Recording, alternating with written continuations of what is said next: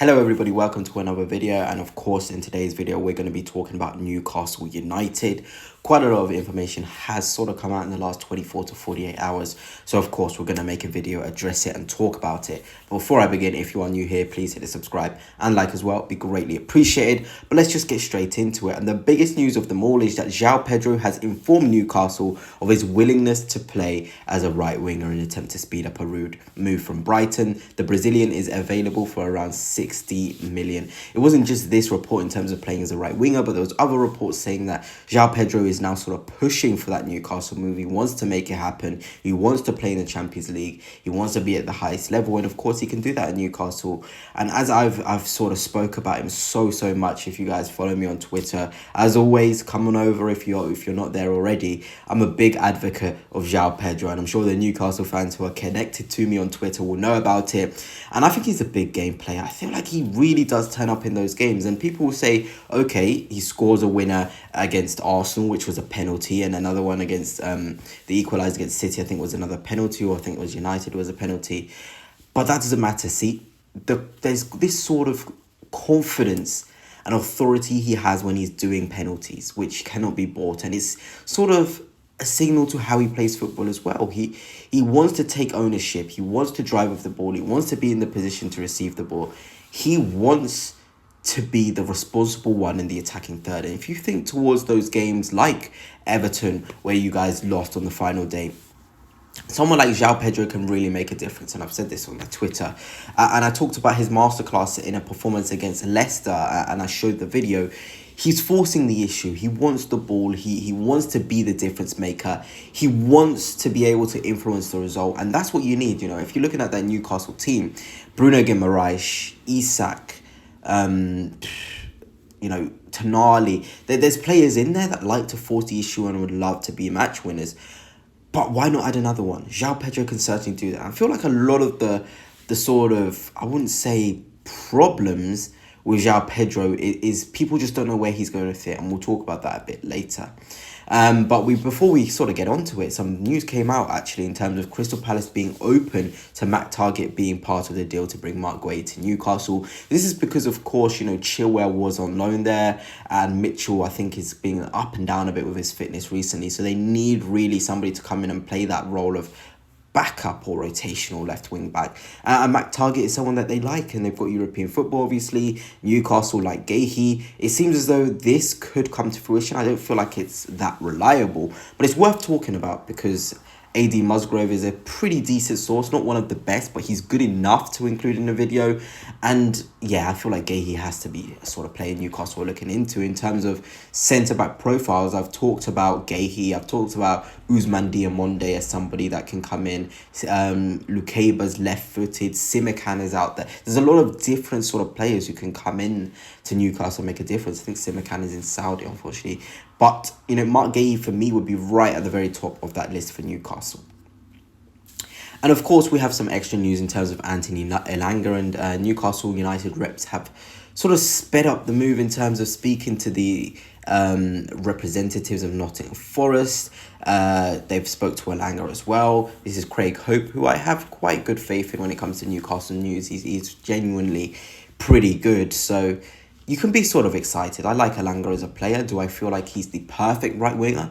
No, because there's someone I'm going to talk about later in the video. And of course, somebody I've talked about a lot on social media as somebody I feel like Newcastle have to go and get for his price range.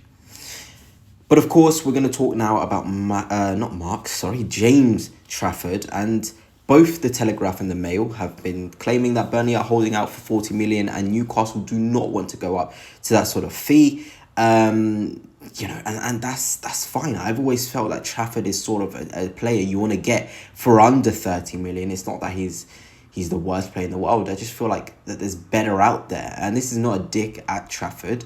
He has qualities which are quite good and impactful.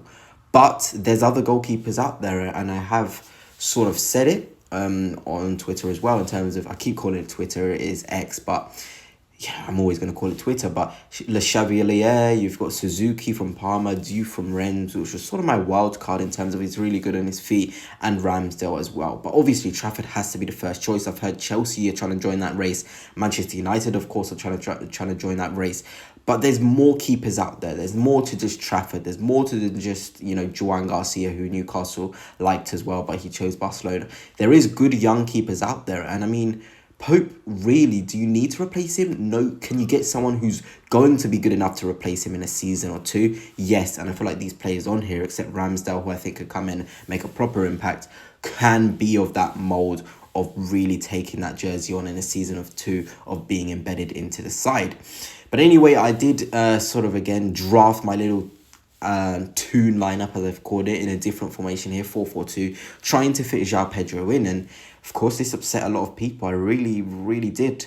And I didn't mean to, actually, when I put this lineup together. I'll talk about Adeyemi a bit later in terms of why he's in there. But Guehi and Diamonde are pretty self-explanatory. Really good ball playing, driving with the ball. Can play left centre half, can play right back as well, both of them. Really versatile, and they're just top defenders. I talk about Gordon. If he's going to stay, he can still be in this lineup. Joao Pedro, I feel like he's best used as a second striker playing off Isak. It's just really exciting, to be honest. I think Newcastle fans have got to be excited about the potential evolution tactically. I know it's not the most fun thing to talk about, but the profiles you're going for just makes me excited in terms of what you guys can do, the different ways you can play, and how you can get the best out of certain players. And there's also this 4-3-3 one. I've talked about Khannouss quite a lot, of a player I really, really like.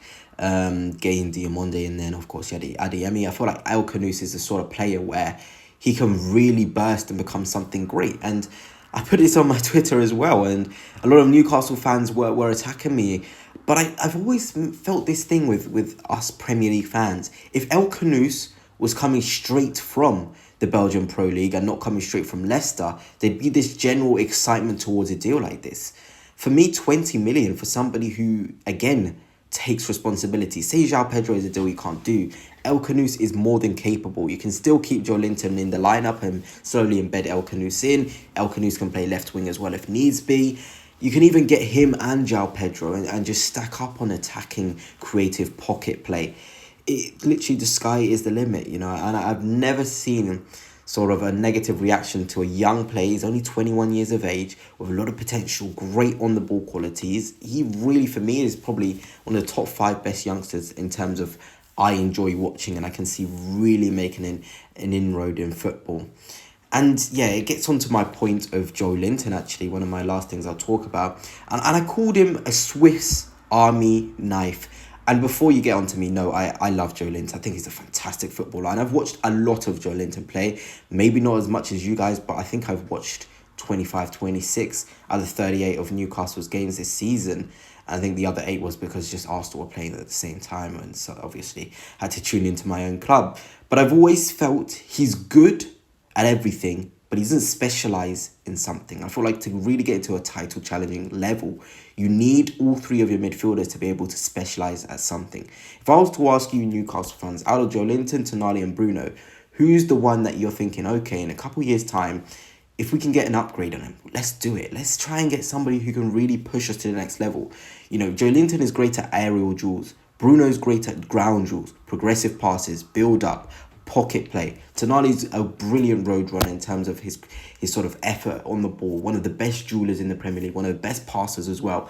Joelinton is good at every one of those things, but he's not special to the Tonali and Bruno levels. And I'm just thinking, all right, to be a title level team, you can get someone in there, but obviously Joelinton's fantastic, and I don't want to say he's awful because that's not the truth. I'm just thinking way ahead to the possible future of Newcastle. But of course, before I end off this video, I want to talk about Adeyemi being my number 1 right-wing choice for Newcastle. I think for under 40 million, I've talked about him before. I think he's absolutely perfect, a steal, and he has the fundamentals in terms of physical. He's a great runner. He suits Eddie how he wants his winger to play. And it's the sort of deal you want to go for. He's left-footed. He can play across the front line as well. Versatility just seems an absolute no-brainer. But anyway, that's it for now. I hope you've enjoyed, and until next time.